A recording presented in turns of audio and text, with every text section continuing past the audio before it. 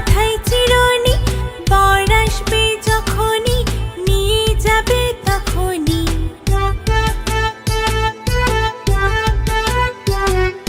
দুল দুল দুলনি, রাঙা মাথায় চিরুনি, বর আসবে যখনই নিয়ে যাবে তখনই।